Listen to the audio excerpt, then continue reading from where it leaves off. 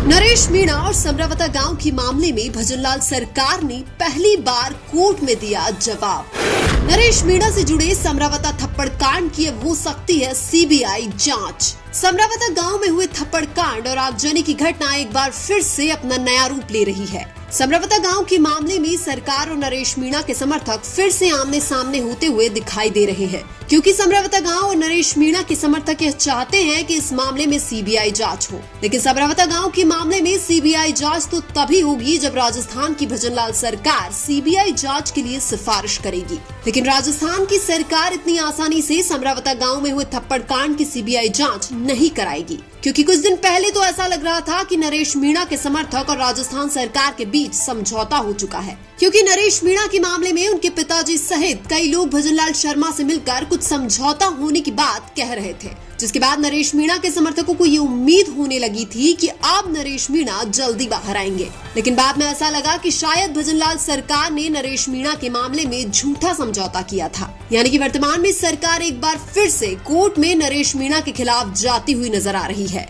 समरावता गांव के थप्पड़ कांड मामले में सरकार ने एक और उलटफेर किया है, क्योंकि सरकार ने थप्पड़ कांड मामले की जांच डीएसपी रघुवीर सिंह को हटाकर मोटाराम बेनीवाल को सौंप दिया है। यानी कि समरावता गांव के मामले की जांच अब एडिशनल एसपी मोटाराम बेनीवाल करेंगे। सरकार ने समरावता गांव के मामले में कुछ लोगों को अपराधी बताते हुए कोर्ट में चालान भी पेश कर दिया है। सरकार का यह भी कहना है कि अभी कुछ और अपराधियों का चालान पेश किया जाएगा। यानी कि सरकार समरावता थप्पड़ कांड में आम जनता को ही अपराधी बना रही है, जबकि अधिकारी और पुलिस प्रशासन को बचा रही है। यहाँ पर नरेश मीणा के परिजनों के साथ भजनलाल द्वारा किया गया समझौता भी दूर दूर तक दिखाई नहीं दे रहा है। सरकार समरावता गांव के मामले की न्यायिक जांच भी करवाना नहीं चाहती है। ऐसे में यह माना जा रहा है कि समरावता थप्पड़ कांड की सीबीआई जांच होना तो बहुत ही मुश्किल है, लेकिन फिर भी अगर ग्रामीणों की तरफ से दबाव बनाया जाए तो सरकार को सीबीआई जांच के लिए सिफारिश करना पड़ेगा, क्योंकि जब तक समरावता गांव में हुए थप्पड़ कांड और आगजनी की सीबीआई जांच नहीं होगी तब तक सच्चाई बाहर नहीं आएगी। अब तक इस मामले में दो गुट बने हुए हैं, जिसमें एक गुट प्रशासन को गलत बता रहा है, जबकि दूसरा गुट नरेश मीणा को गलत बता रहा है।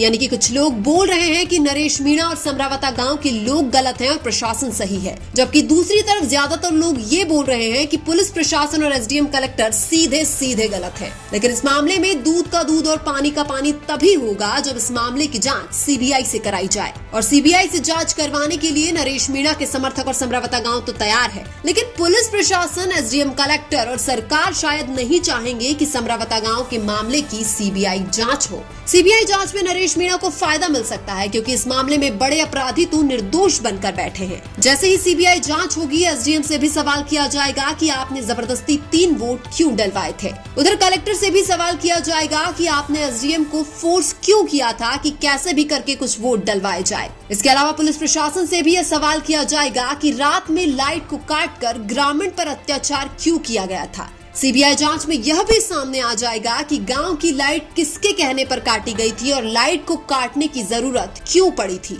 नरेश मीणा ने अपराध किया था, लेकिन उस पूरे मामले में अकेले नरेश मीणा दोषी नहीं है, इसलिए सीबीआई जांच होना बहुत जरूरी है। अगर सीबीआई जांच नहीं हुई तो ग्रामीणों पर अत्याचार करने वाले और ग्रामीणों का अधिकार छीनने वाले असली अपराधी बच जाएंगे। इधर विपक्ष में बैठी हुई कांग्रेस से भी गुजारिश है कि इस मामले में ग्रामीणों का साथ देकर सीबीआई जांच की मांग की जाए, क्योंकि इस मामले में कांग्रेस पार्टी पूरी तरह से नरेश मीणा के खिलाफ है और ग्रामीणों का भी साथ नहीं दे रही है। हालांकि ऐसा भी हो सकता है कि इस मामले में सीबीआई जांच में कांग्रेस बीजेपी के कुछ नेताओं का नाम आ जाए, क्योंकि दिन में नरेश मीणा द्वारा थप्पड़ मारने के बाद समरावता गांव में जो भी हुआ वो किसी न किसी के द्वारा रचा गया षड्यंत्र था, और इस षड्यंत्र के पीछे कांग्रेस के नेता भी हो सकते हैं और बीजेपी के नेता भी हो सकते हैं। इसलिए समरावता थप्पड़ कांड और आगजनी की सीबीआई जांच होना बहुत ज्यादा जरूरी है।